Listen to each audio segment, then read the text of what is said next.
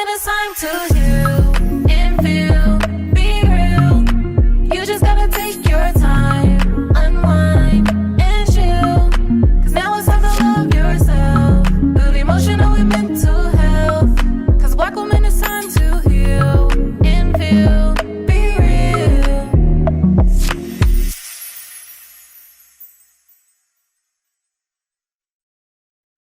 Hey y'all, we're back with another episode of Black Women Healing Podcast, and we are in a different space. As you can see, we're at the podcast place in Long Beach, California. I definitely want to shout out to the place, the owner, and I also want to shout out to Grow, Glow, and Ho, because this is how we found this place. So shout out to them. So I'm going to go ahead and introduce our guests. So today we have Heniya Cheyenne. She is a vivacious force from Inglewood, California, who has dedicated her life to laughter and spiritual empowerment.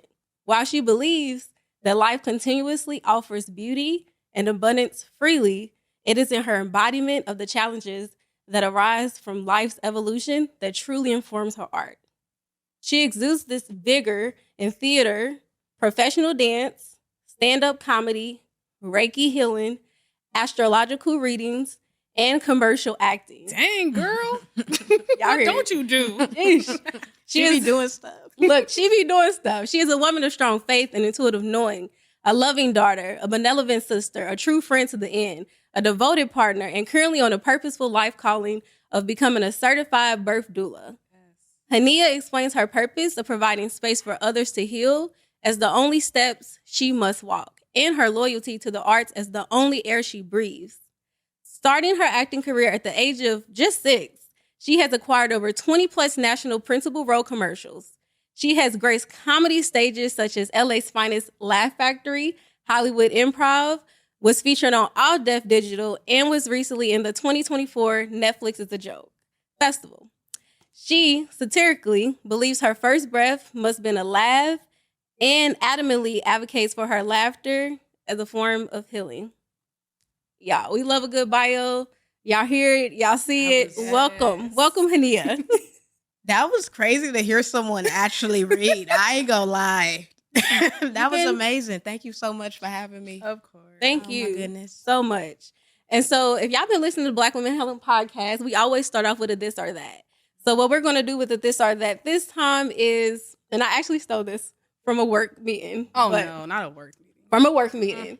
So this or that, would you rather wake up and there's a rat in your bed or wake up and there's a roach in your bed?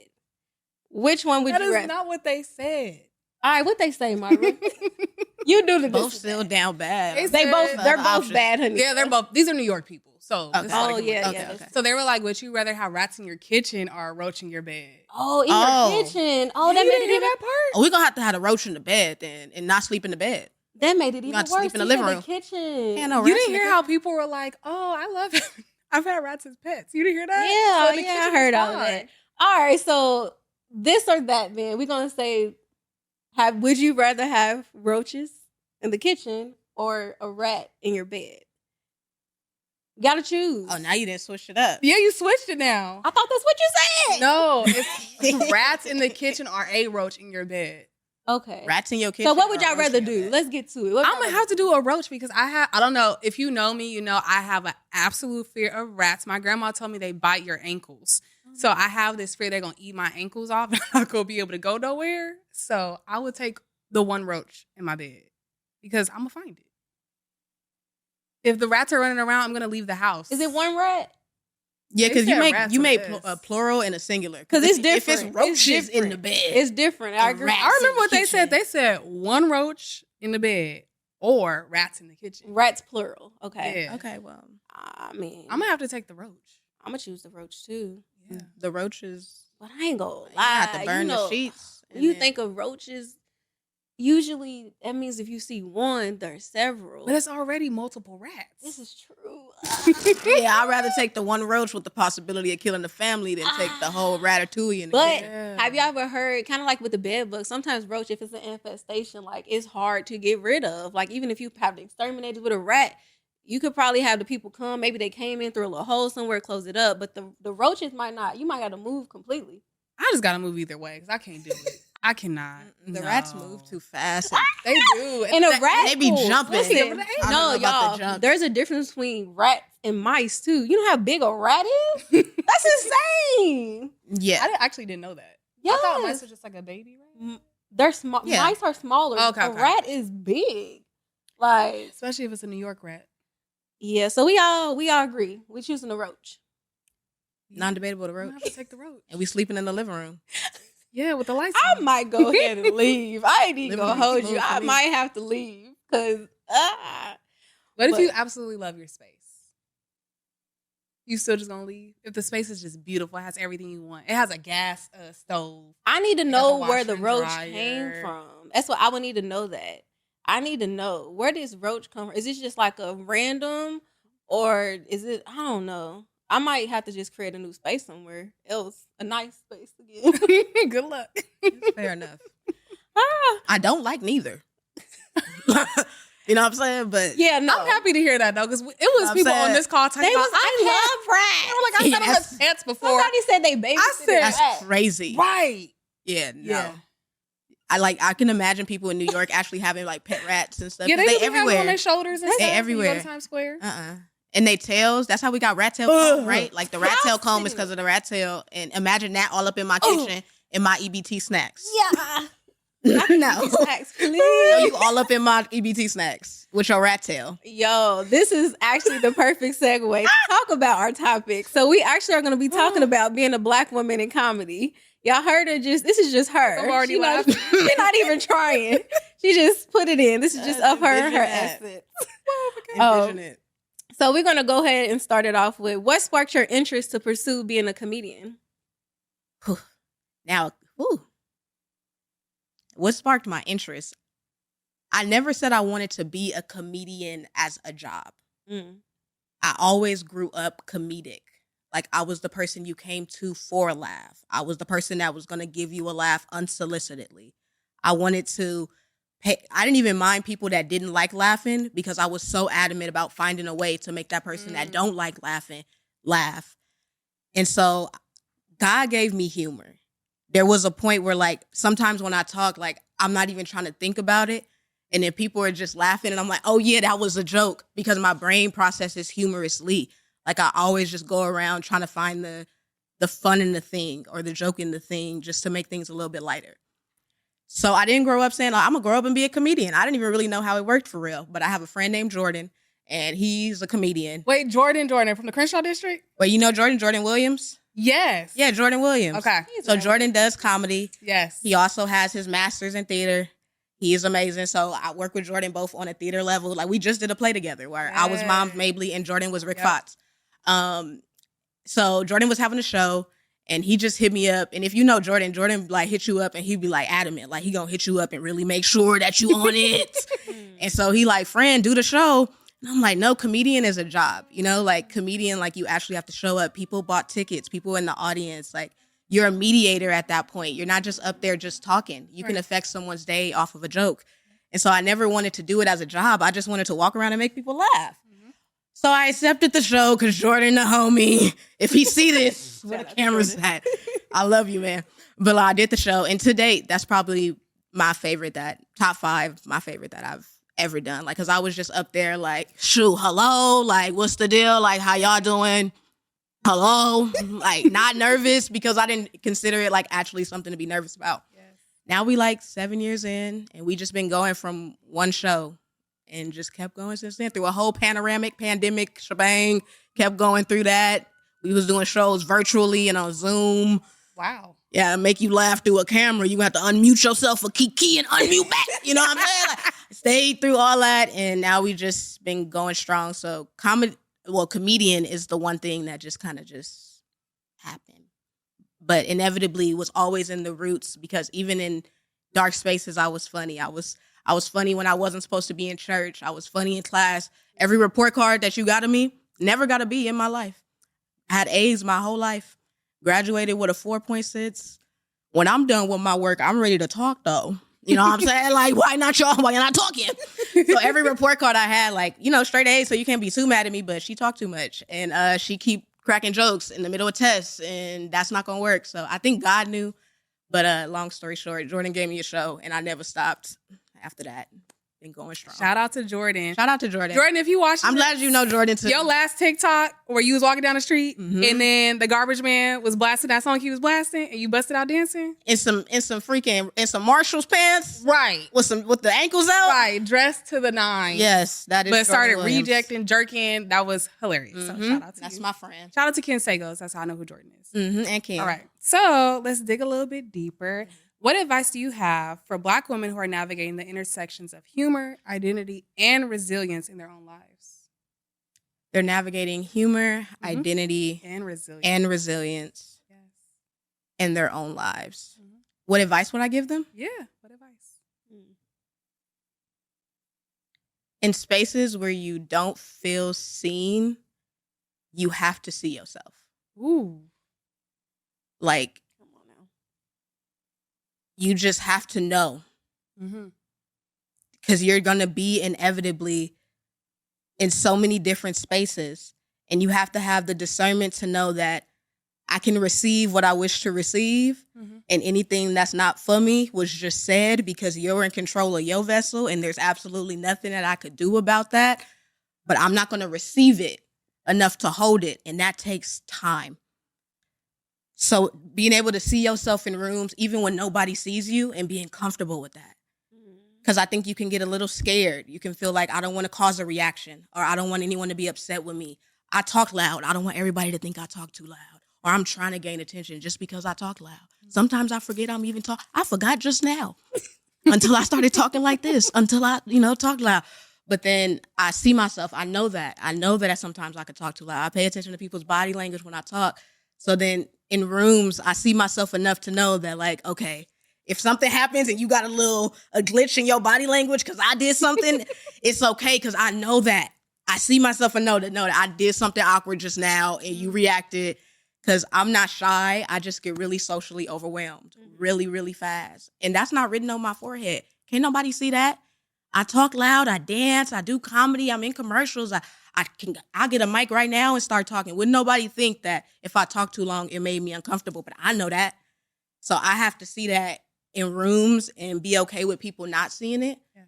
And that affects my humor. That affects my resilience. That affects my identity. I have to know that that's me. I have to be comfortable with if someone doesn't accept that that's me, and also accept that maybe in a second, this might not be me. In 2 weeks, I might evolve, and I got to accept that Heniya just as much as I accept this Heniya. And that maybe this Heniya from today might have did better on something 2 weeks ago, but I'm going to forgive her because she didn't notice. And see myself in all those spaces and accept every Heniya. I always say that, like, even when I'm giving other people advice and they're like, that one thing that happened when I was 8, that could pop up on a comedy stage. Don't think just because I'm up here doing jokes and stuff that, like, that one dude in the corner didn't remind me of somebody. Or, like, I've experienced so many different things in my life. I've experienced assault. I've experienced a whole bunch of different things that my attentivity could change fast. I could probably forget what I'm talking about right now. Like, I legit could forget. People think I smoke too much. No, like, I legit can forget what I'm talking about right now. So just knowing that all of this is you. Yes. And see that. Every layer of it, the same Heniya that sing Marvin Sapp at 8 a.m. is the same Heniya that sing Implies at 6. It's the same Heniya. And I love them both. So in rooms, I could tell you God bless you and say, and goddamn, you tripping at the same time, because both of them is me and I see myself. Duality. So as long as you see yourself, be okay with other people not seeing you. I hope I didn't rant too much, but I just really want people to be them. Good, yeah. Like, be you for real. And be okay with who you are, even if that changes.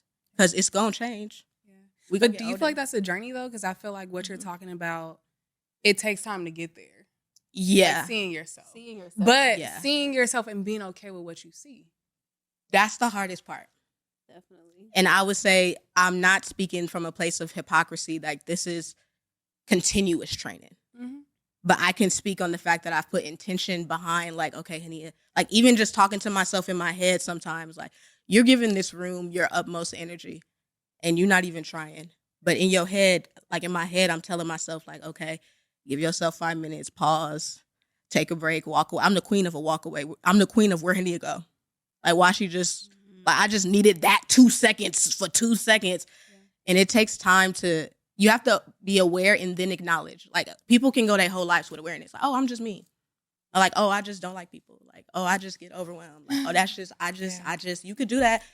Are you going to acknowledge it? And then are you going to change it? Like, you could be aware. People think like, oh, I'm so self-aware because I know I'm me.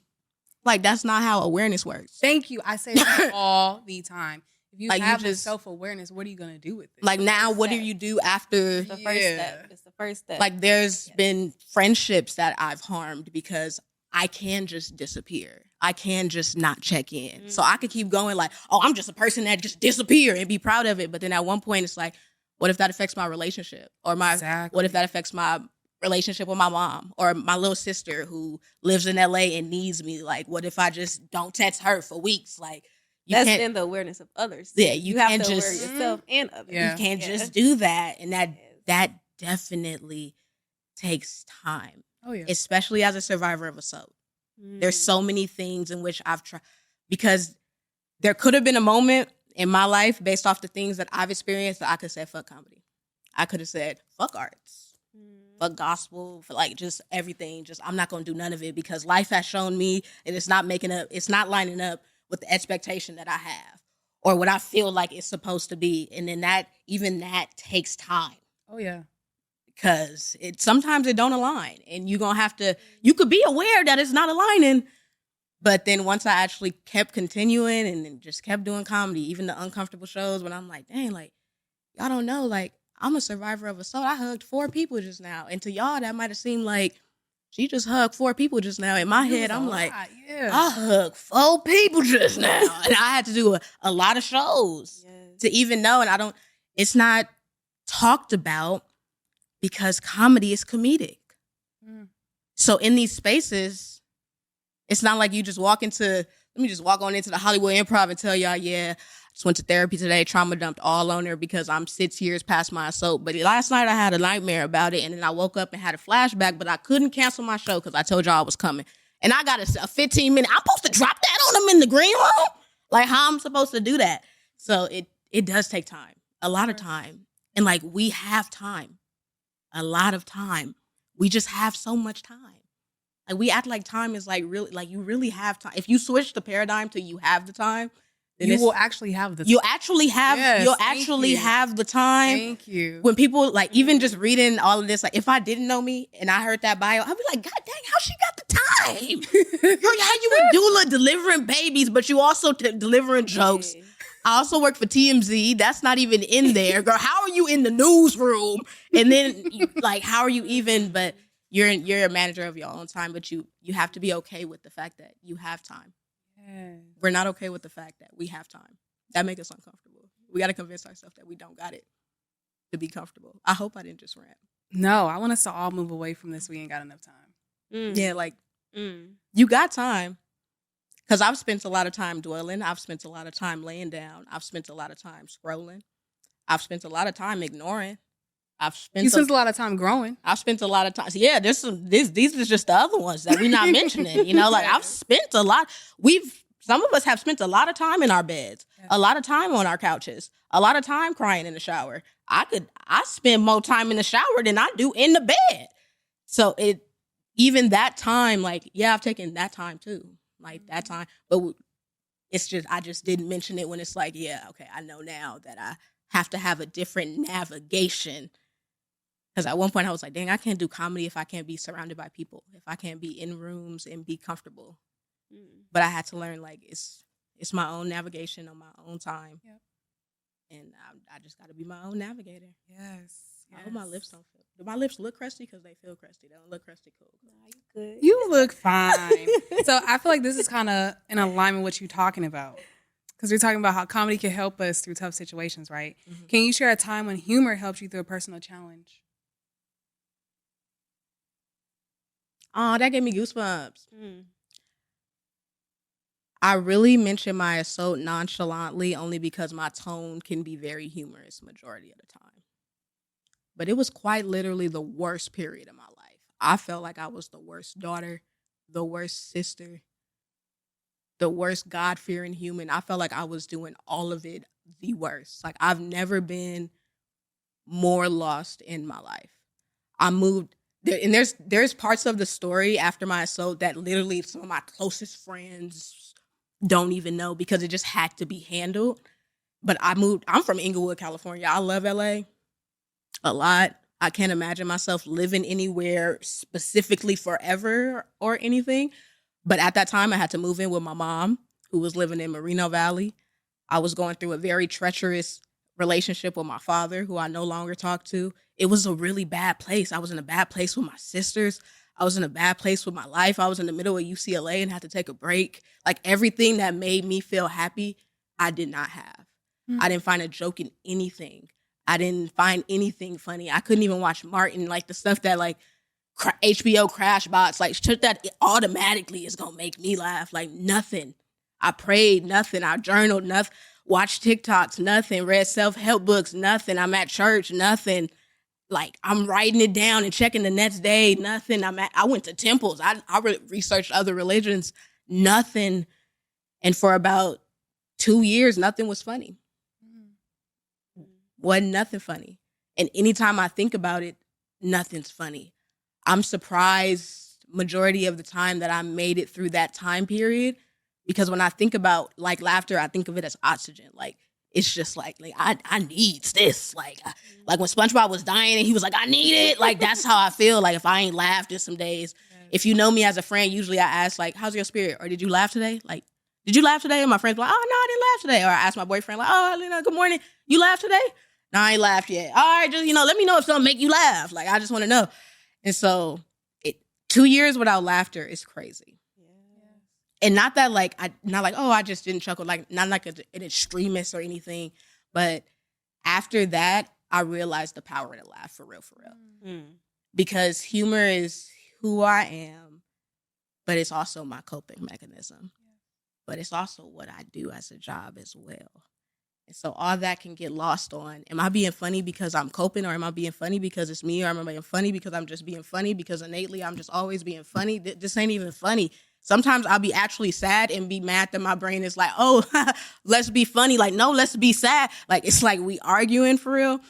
But after that year of really not being funny, once I got out of it, it's like I found everything funny. And it's not that I have to share it, because some people would. It's my own vessel, like my own thing to have. Because there's some things that I find funny that if I post it right now, like, no, I thought that was pretty fucking funny. Like, my boyfriend's probably the only person I could be like, hey, yo. He's gonna get it. This shit right here, this funny. Like, but if I were to tell my mom, I would get disowned. Like, why would you think that was funny? But I shout out to defaulted grief. Shout out to grief that you gotta do. Like grief that you can't ignore, pretend like it's not happening. I've never heard anybody say defaulted grief. It's like that shit comes by default. Like there's nothing else you could do. Like I couldn't go to work. I couldn't go to school. I couldn't be a sister. I couldn't give advice. I couldn't pick up the phone. I couldn't tell you a joke. I couldn't make a post. I couldn't make a caption. If I scroll back to that time period of my life, emojis were captions. Like I couldn't even make a sentence. I had to grieve. I didn't have no choice. And through that, I knew like there's nothing better than like making sure you laugh. I even love really, really serious people, because when they do laugh, they do laugh. Yes. Oh, they laugh a lot. They was really thinking something was funny, but they out here trying to act all serious and stuff. You know what I'm saying? I saw what you looked at. You thought that was kind of funny, but you not go. It's like a white chicks moment. Like you was saying it, but you said it, but you were thinking it. Like I know. But I know, wow, this is beautiful that y'all hold this space. This is not even what y'all just asked me, but this is the first podcast I've ever been on. First off, you taught us something. This is the first podcast. Yes. Yeah, this is the first podcast I've ever been. I've never been on with this. I've never been on the pod. This is the first podcast room. Nice podcast room. Look, y'all can't even see everything on the cameras, but even y'all asking me these questions, I don't think this is ever things that I've said out loud or even considered like how powerful comedy actually is for real. I have a random question. Do you talk to yourself? Yeah, all the time. What does that look like? Like this? I talk to God like this. Like, no, I agree. Like, that's like I could talk to a tree. I talk to trees. Healing too. I hug trees. No, I asked that because I feel like it's a form of healing people don't talk about. And I literally told a client the other day, I was like, you need to talk to yourself. Like talk out loud, because I'm hearing you having all this dialogue in your head and it's not going anywhere. You're waiting to talk to me, but you have the answers. And when you're talking to me, you're saying the answers. Why aren't you talking to yourself? And she was like, oh, I remember the last time I talked to myself, how different I felt. And I was like, we got to keep that going. Yeah. So as you were talking, I was like, I feel like you be having some good ass conversations with yourself. Oh man, they the worst when I'm down too. That's the Like best. they top 5, not 5 when I'm down, because I'm really in the mirror like, so we tripping, huh? Mm.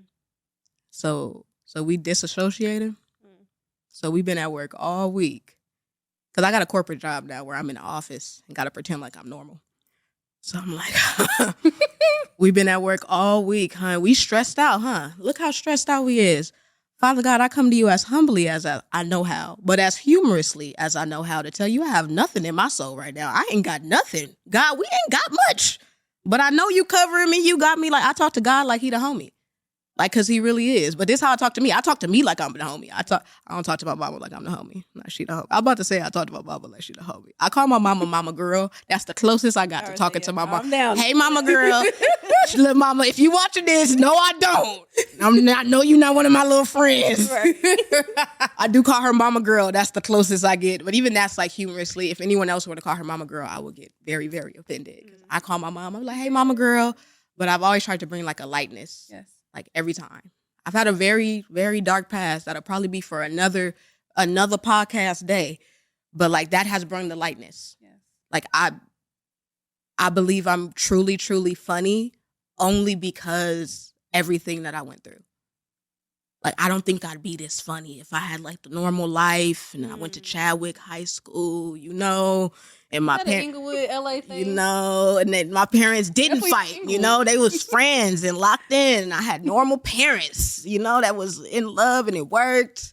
What would I be like? Probably boring. Yeah, I'd probably be a little boring. I needed they divorce and all that. I didn't need that. That was so stupid. But it probably made Little character. Yeah, it built it.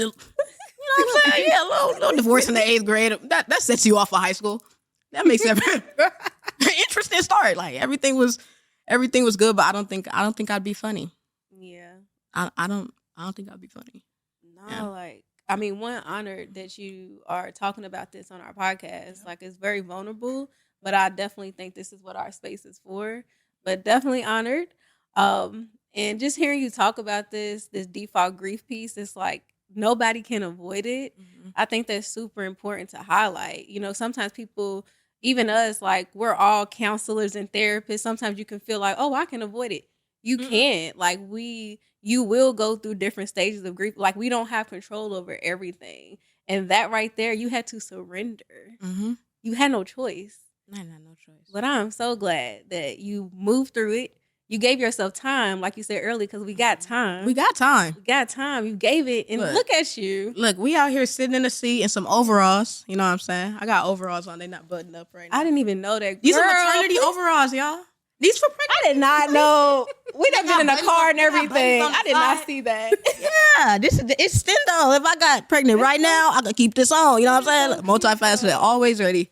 Stay ready. You ain't got to get ready. That's cute. I'm gonna go into our last question. Okay, last question. So, you kind of been talking about it, but what advice would you give Black women looking to pursue their own passions, while maintaining their mental and emotional well-being?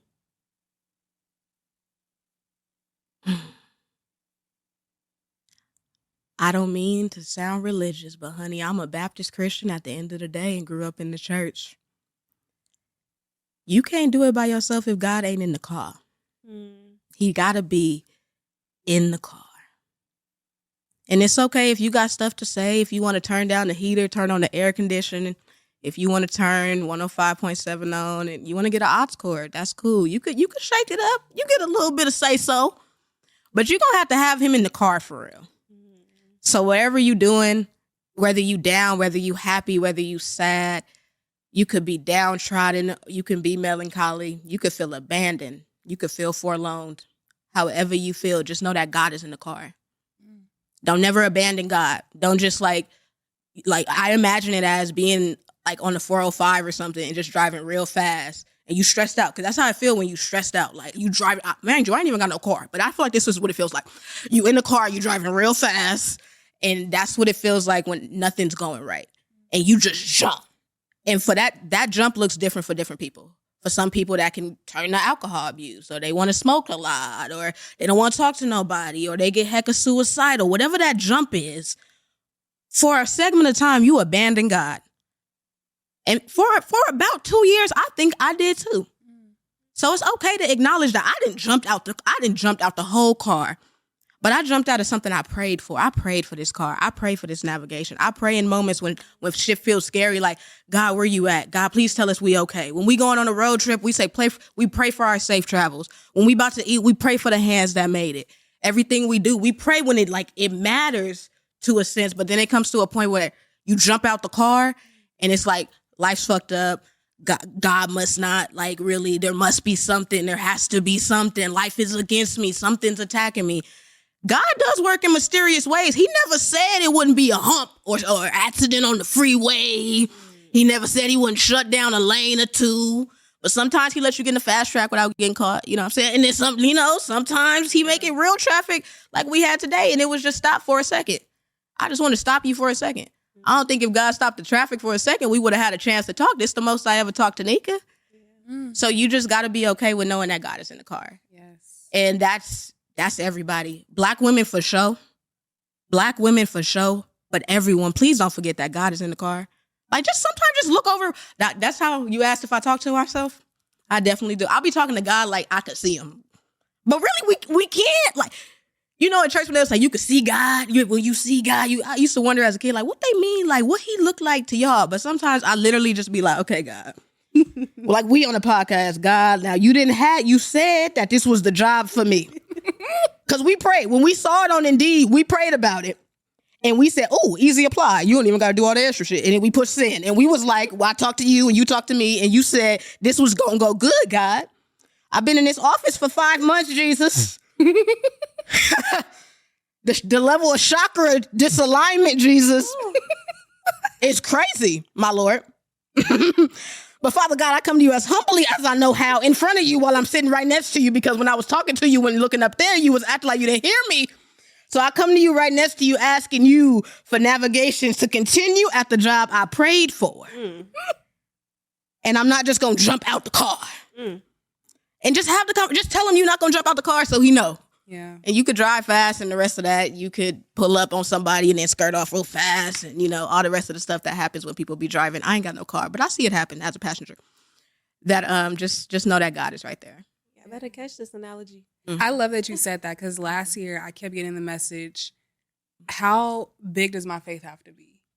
And I kept getting the message back, faith as small as a mustard seed. And it kept happening over and over and over and over and over. And then I finally caught on to it. And now the message I keep getting this year is, be where your feet are. Be where your feet are. Be where. Oh, I like that. Because how else are you going to be present? Because where else are you going to go? Yeah. And it's interesting because I was telling my therapist, like, I feel like I'm just always grieving. Like, I live in, like, past grief that's happened. I live in the grief I'm looking forward to in the future. I'm grieving so much. And it was funny because I was telling him, I was like, I keep getting these messages, be where your feet are. And he was like, because you always grieving about the past. He was like, you're grieving about things, but you got to find joy in the grief. That's also an episode that we just recently did. But everything that you're saying is so in alignment of be where your feet are and faith as small as a mustard seed. It will take you far. I like be where your feet are. I love it too. I've been saying where else you really... Comparison could be the thief of joy. Yeah. If you just looked at you on a paper, like if I didn't know me and I just heard that, I would be like, God damn. Yeah. But because I'm the vessel, like I know, like, oh, y'all don't know what, like, dude, you don't even know that half that took me. You don't even know. But at the end of the day, comparison would be the thief of joy. I can't imagine having any other story. Wow. And sometimes when we're going through our moments, we're like, God, like, why me? Yeah. Like, why you choose me for this? Why you act like I'm just the strongest soldier in the battle? Why you Marine Corps frontline me? And I asked to be in the Navy. Like, I didn't even ask for no front line. We are the Marines. You keep putting me front line of battle, acting like I'm big tough. But each time I finish it. Yeah. Did you big time? Big time finishing it. Crying the whole time, though. The whole time. God, why would you put me here again? Be like that. We just talked. We paid down the DWP bill, God. We paid it down. So why is SoCal Gas sending me an email now, God? God. Whew, Jesus be offense all around me. Who God is able? There's a leak in this old building. And my soul is got to move. Jesus. But just being okay with that. Yes. Being okay with having to be where your feet are. Because who other feet I'm going to be in? That's so true. Who other feet? This was our guest, y'all. We absolutely loved her. And love as y'all. we wrap up, we got to ask you any takeaways for our listeners. Takeaways for your listeners. Hey, listeners. I hope y'all really been listening and receiving. I've been told lately I'm in a relationship that I talk a lot. Y'all, you ask me. I talk a lot. Yeah.